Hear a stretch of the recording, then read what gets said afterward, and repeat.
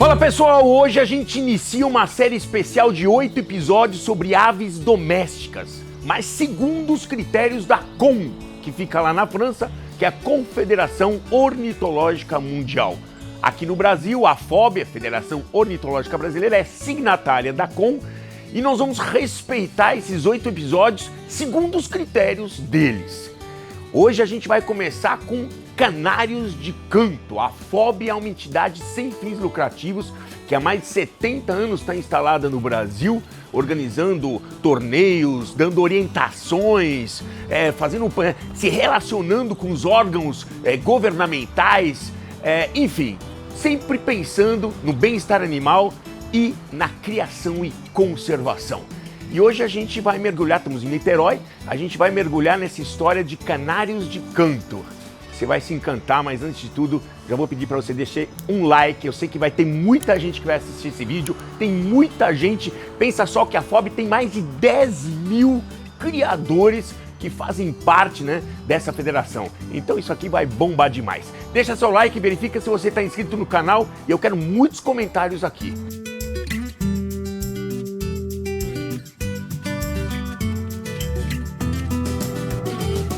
Aviário dos Timbres. E aí, Bruno, beleza? Beleza, tranquilo. Bom, você foi o cara escolhido pela FOB para estar desenhando essa história de canário de canto pra gente, né? Quando a gente fala em canário, falando doméstico, imagina então que não tem nada a ver com os canários que a gente tem, os nossos canários da terra aqui. É outra espécie. De fato, outra espécie, né? O canário da terra é Cicalis, E aqui a gente cuida do Sirinos canária. Ok. Eu dei uma lida numa história, você me corrija se estou errado. É uma história muito legal, cara. Pensa que entre 1700 e 1800, os canários eram levados na Alemanha pelos mineiros para dentro das minas, porque eles são os caras mais sensíveis aos gases. Então, eles ficavam lá cantando. Quando mudava o canto do canário, os mineiros sabiam que o negócio não estava ficando bom, que tinha um gás, porque eles eram mais sensíveis. Então, é um alerta, diz que salvou muitas vidas de mineiros na Alemanha. Verdade, verdade. E ali começou a primeira raça de canários de canto, que é o Reisroller, que veio da Alemanha lá, justamente dessa troca aí dos mineiros que começaram a criar em casa essa espécie e foram... Com seleção de canto. Com seleção, sempre olhando para a seleção do canto, porque eles estavam lá dentro da mina e aí sempre querendo escutar, e era o canário que dava o sinal para ver se tinha os gases ou se o oxigênio estava para acabar. Então era o primeiro que sentia ali e eles, se tivesse que abandonar alguma coisa, abandonava. Mas ali começou a primeira história de canário de canto. Não interessa se é bonito, se ele é grande, pequeno, mais colorido. Aqui o que interessa é o canto, é a voz.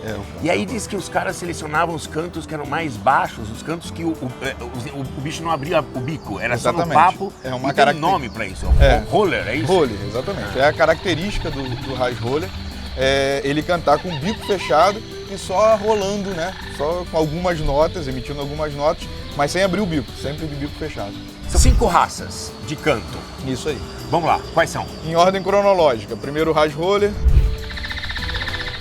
depois o Malinois. São cantos bem parecidos, mas o Reisroller ele canta com um bico fechado mais oco.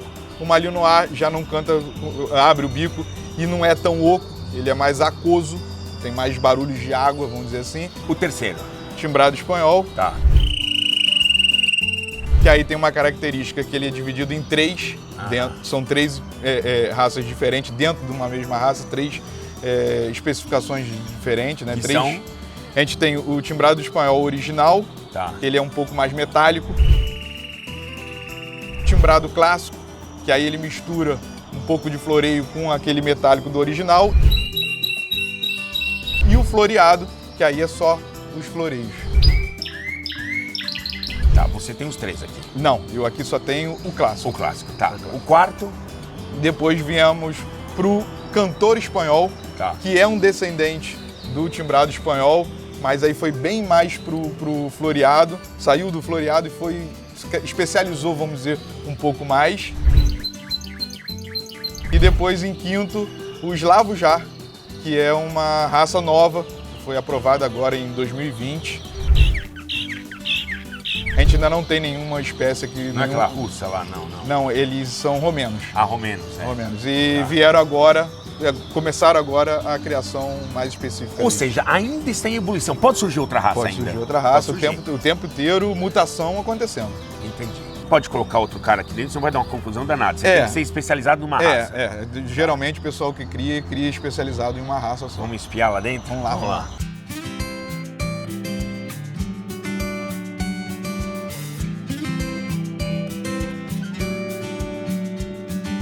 Quando você olha para um espanhol, como chama? Timbrado espanhol. Você sabe que é um timbrado espanhol ou você só tem que escutar? Pelo ouvido.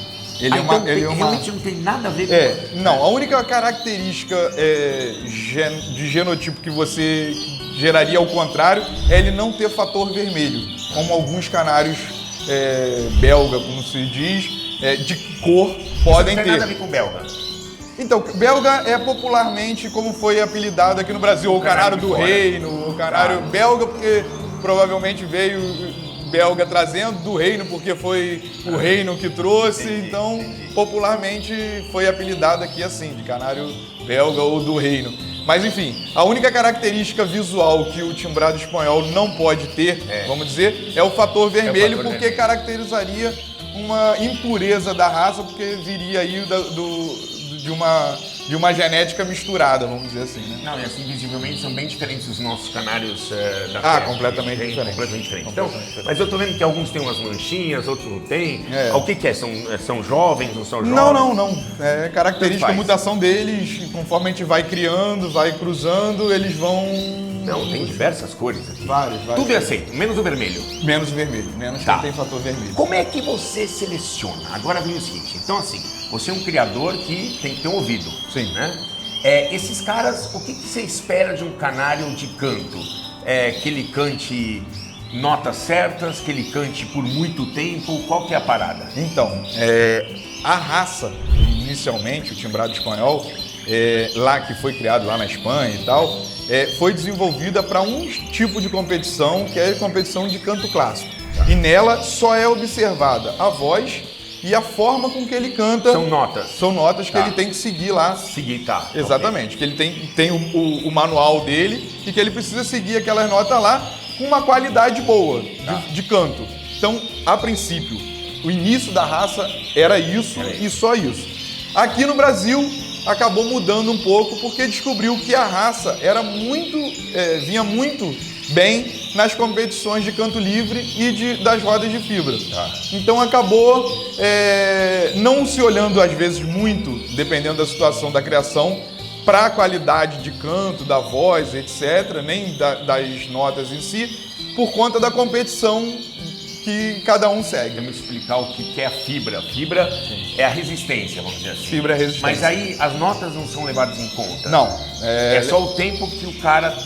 a resistência que ele tem para cantar. Ao contrário do canto livre, que ele não precisa muito de resistência, mas ele precisa de uma explosão de canto, que ele tem 5 minutos só de avaliação. Então ele canta muito rápido dentro daqueles 5 minutos ali.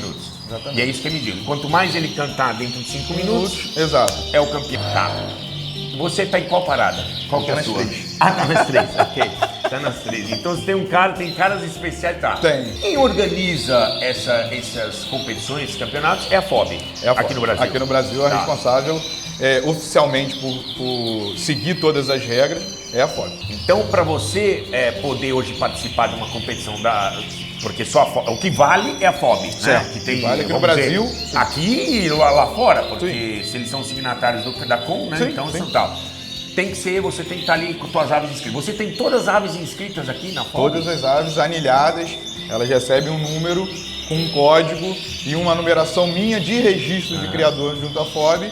Então todas elas têm, até para que a gente consiga geneticamente saber quem é filho de quem é neto de quem. Até porque você vai misturar, né? E aí você não quer fechar o sangue. Exato. E aí tem uma Sem essas anotações a gente não consegue criar. Entendi. Mas essas anilhas, que a gente está acostumado a ver anilhas, que a gente fala de Ibama, o Ibama manda para o pessoal que é criador amador, não tem nada a ver porque é doméstico aqui. Nada a ver porque é doméstico. Você não tem controle aqui de Ibama. Aqui. Você não tem nada a ver com Ibama. Não tem taxação sobre Ibama. Nada a ver com Você tem o controle da FOB por conta da organização da federação. Sim. Tá. Vamos lá, vamos olhar, vamos explorar um pouco as tuas aves aqui. Quem é quem aqui? Quem são?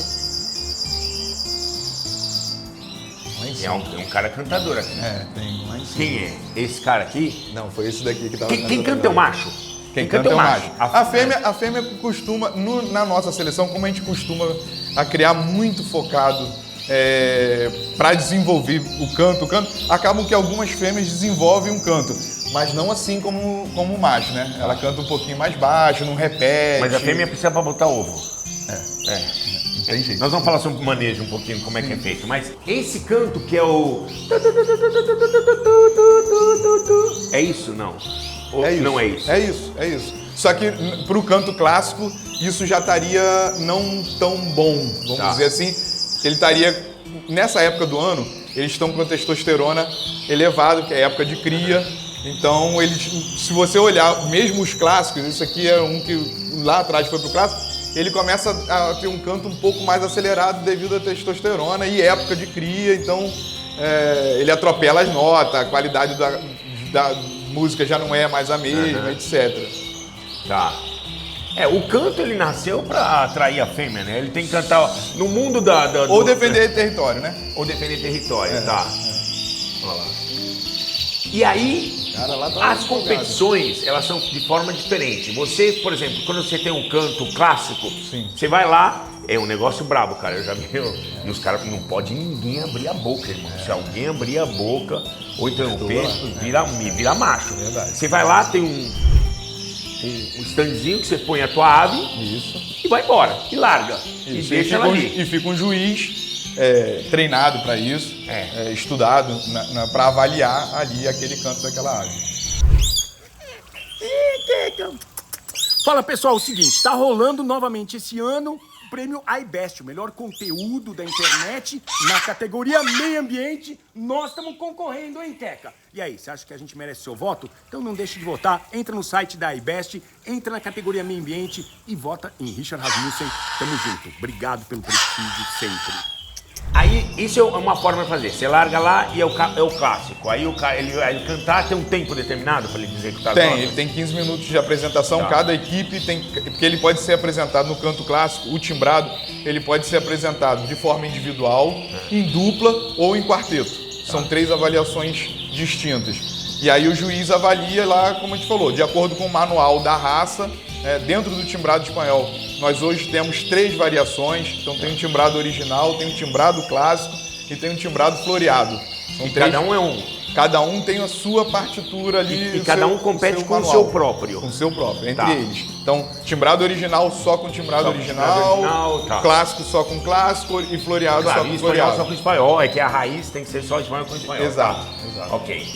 Esse cara, por exemplo, ele é o quê? De fibra ou é de... Esse cara, inicialmente, ele é um canário que veio de 2020. Tá? Eu sei por conta das cores das anilhas, distingue os anos. Então são 6 cores de anilha, que elas se repetem. Quanto vive um canário? Em torno de 6 anos, dependendo se você bota para criar, se você não bota para criar, enfim, mas em torno disso, 5, 6 anos.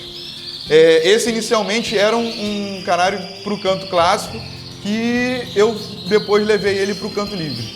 Se apresentou no canto livre, fez a transição para ele para o canto livre. Exatamente. E isso você está avaliando o tempo todo eles. Por exemplo, esse cara então ele está no canto livre. Sim. Quer cantar em menos... É os 5 minutos lá. 5 minutos, exatamente. Você bota ele na estaca, a partir do momento que você tira a mão da gaiola, dispara o cronômetro de 5 minutos. E aí, quando ele começa a cantar, fica marcando. Parou de cantar, larga o cronômetro. Voltou a cantar, volta a marcar. Cara, você tem quantas aves aqui? Devo ter aí hoje uns 500 e pouco. Cara, como é que você faz a avaliação de todas elas? Tem que ser você. Tem que ser eu. Não dá. A gente vai... por aquilo que eu te falei, genética. Então a gente vai se destacando aqui dentro, às vezes a gente para... Mas você nunca foi numa competição sem saber se o cara... Não. Eu ia passar Não vai. Não, você já... A gente vai analisando. No canto clássico, eu uso aqui dentro só para criar. Eu crio e assim que ele faz 30 dias eu tiro ele e isolo. Se ele vai competir, eu isolo em outra parte da casa, lá dentro de casa, para ele não misturar com esse canto aqui. Mas aqui você já consegue, você aqui, entra de manhã aqui, deve dar um trabalho da bexiga, você tem ajuda aqui, né? Ou não? Tem, tá, Aí você olha pra isso. Porque isso aqui não é uma atividade fim, gente. Isso aqui é um hobby. Nem sei o que o Bruno faz na vida dele, né? Daqui, não interessa, mas assim, isso aqui é um hobby, é a paixão dele, né? Sim. E aí você entra aqui, você consegue olhar assim ou não? Aqui é muito confuso. Não, dá pra você. já? Você consegue. Às vezes, através do canto, você sabe quem é que tá cantando. É aquele dia a dia, né? Vai te doutrinando a saber quem é que tá cantando mais, quem é que tá cantando menos. A gente usa alguns critérios. Agora, nessa época do ano, eu tô até atrasado, já era para estar criando, né? Essa época já era para estar criando. Eu retardei um pouco, então comecei a individualizar eles, porque antes a gente vai abrindo todas as gaiolas, e isso se torna um corredor, uma voadeira para eles se exercitarem na época de muda de pena. Mas depois eles não podem ficar juntos. Fica todo mundo junto. Ficam? Fica todo mundo junto. Macho, fêmea. Fica aberto. Fica todo de mundo boa. Junto, todo mundo junto. É só na época reprodutiva que aí dá confusão, não? Na época reprodutiva. Fora da reprodutiva, ninguém tá de boa, tá de boa. Irmão. Testosterona começa a aprontar, aí começa o problema, a gente vai individualizando. Hoje já tá os casais que eu vou criar, a parte de cima é só macho. E essas 3 fileiras é onde eu vou criar, eles estão divididos. Uma fêmea com macho no meio. Por quê? Esse macho aqui, eu vou tirar essa grade e ele vai lá cobrir aquela fêmea. Tá vendo? No outra parte do dia eu tiro essa daqui e ele vai cobrir essa fêmea aqui. Eu vou aprontar os ninhos, né? E aí cada fêmea vai fazer o seu ninho e a gente fica... Você choca ou deixa ela chocar? Deixo ela chocar. Tá. Deixa ela chocar. Porque você não quer um bicho pet. Você quer um bicho... Não. É pet. Não, é pet. Mas mas eu digo no pet no sentido... de doméstico, não igual os psitacídeos, vamos dizer, né? Que convive. Não, o espaço uniforme não tem tanto. Eu queria entrar muito na questão do bem-estar. É muito importante a gente falar sobre isso, porque... eu entendi que aqui eles têm mais espaço durante grande parte do ano. Na época reprodutiva, você individualiza. Mas a gente tá ao lado deles, você não vê bicho se batendo. Não. Não De maneira nenhuma. Completamente doméstico. Não tem terror aqui dentro. Não.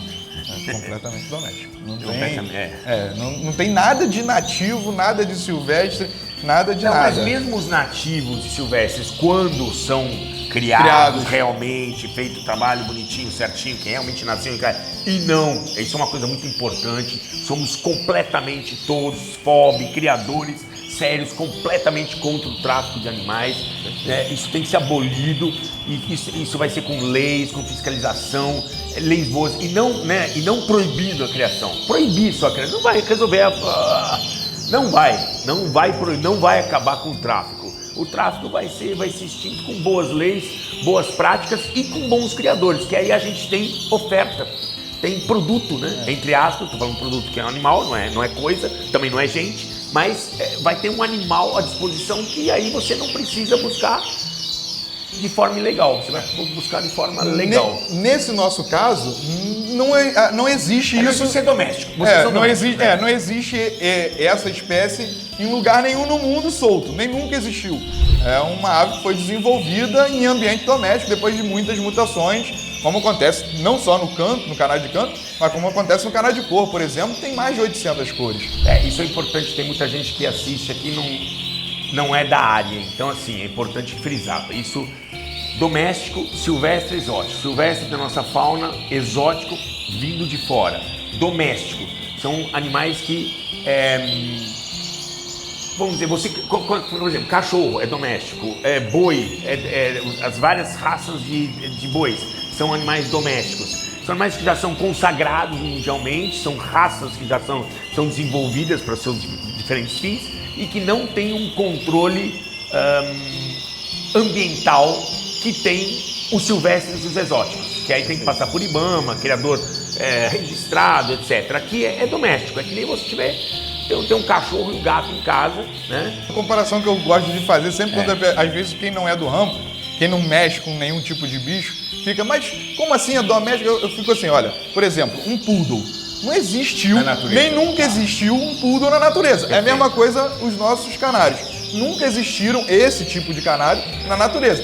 Se você for lá 600 anos atrás, ok, houve um ancestral dele, parecido com ele. É como o lobo e o cachorro. O lobo e o cachorro. O cachorro, teoricamente, veio do lobo, mas hoje a gente tem diversas espécies que nada mais tem a ver Tipo, com o lobo. bulldog francês. Parecido com o lobo? Tá. A FOB seria mais ou menos como uma CBKC? Sim, É isso. uma confederação. A gente funciona. Existem os criadores, que são associados de clubes. Hoje a gente tem quase 300 clubes associados na FOB. E os clubes associados à FOB. Né? Então, hoje o número é esse. Em torno de 10 mil criadores, que são associados de mais ou menos 300 clubes, que são associados à FOB. Você pode vender um animal aqui, né? Sim. Mas você é um cara de genética, é isso? Sim. Então eu estou Objetivo- tentando estabelecer comparações com outros segmentos. Você é um cara de genética. Perfeito. Então você não é, você normalmente vai fornecer um indivíduo para quem é do ramo e está procurando. Não é para o cara que fala assim, eu queria um canarinho lá em casa. Não é? Não, o objetivo não é esse. Tá. O principal é geralmente para quem é do ramo, que quer abrir uma criação ou até mesmo competir, né? E aí quer um histórico daquele indivíduo. Quer saber de quem ele é filho, de quem ele é neto, da onde veio a árvore genealógica dele. Você já ganhou algumas? Já ganhei algumas. Top demais. Bom demais estar aqui contigo, aprendendo um pouco mais sobre essa questão dos canários de canto. Esse é nosso primeiro episódio. Façam perguntas, nós temos ainda mais 7 episódios, que esse critério que é mundial e também brasileiro agora, é brasileiro, né? Aliás, há mais de 70 anos, né, que a FOB está aqui no Brasil. E nós vamos continuar nessa caminhada. Escreve, o que você acha? Faça as suas perguntas. Na medida do possível, nos outros episódios, a gente vai sempre tentar responder essas perguntas de vocês. Parabéns, top. Valeu, Você obrigado. é apaixonado por isso aqui, é isso? Apaixonado. Isso aqui é tua vida. É a minha vida.